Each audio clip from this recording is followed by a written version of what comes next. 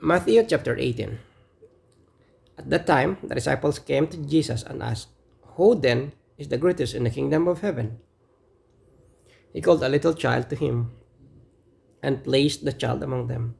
And he said, "Truly I tell you, unless you change and become like little children, you will never enter the kingdom of heaven. Therefore, whoever takes the lowly position of this child is the greatest in the kingdom of heaven. And whoever welcomes one such child in my name welcomes me.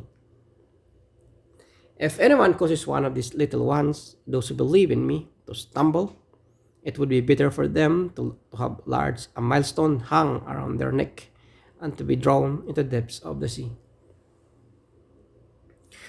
Woe to the world because of the things that cause people to stumble. Such things must come, but woe to the person through whom they come. If your hand or your foot causes you to stumble, cut it off and throw it away. It is better for you to enter life maimed or crippled than to have 2 hands or 2 feet and be thrown into eternal fire.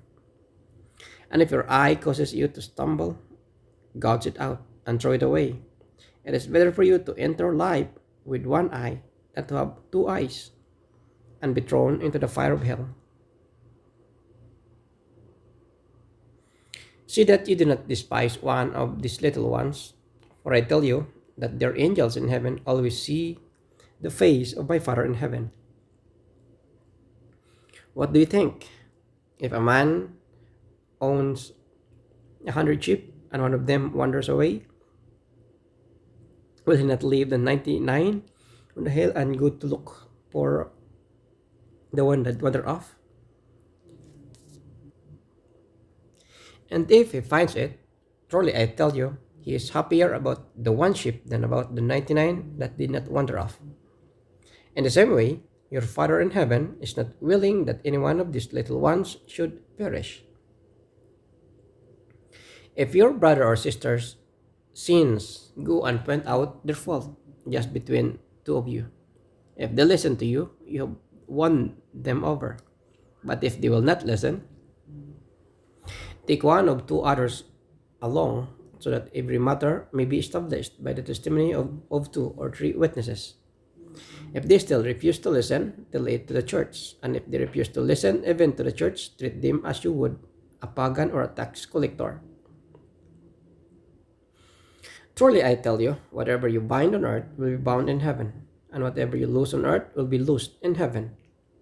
Again, truly I tell you that if two of you on earth agree about anything they ask for, it will be done for them by the Father in heaven. For where 2 or 3 gather in my name, there I am with them. Then Peter came to Jesus and asked, "Lord, how many times shall I forgive my brother or sister who sins against me? Up to 7 times?" Jesus answered, "I tell you, not 7 times, but 77 times.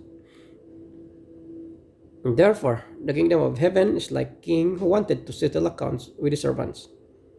As he began the settlement, a man who owed him 10,000 bags of gold was brought to him.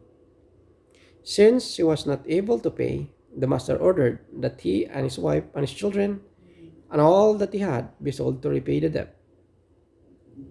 At this, the servant fell on his knees before him. 'Be patient with me,' he begged, 'and I will pay back everything.'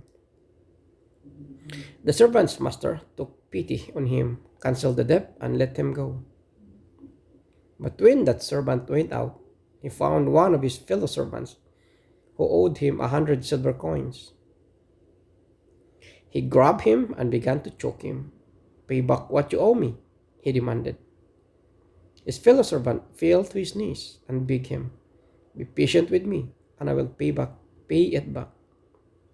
But he refused. Instead, he went off and had the man thrown into prison until he could pay the debt. When the other servants saw what had happened, they were outraged and went and told their master everything that had happened.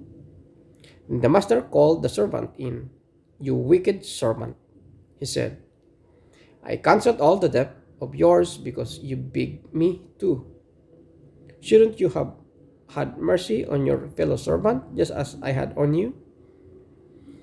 In anger, his master handed him over to the jailers to be tortured until he should pay back all he owed. This is how my heavenly Father will treat each of you unless you forgive your brother or sister from your heart.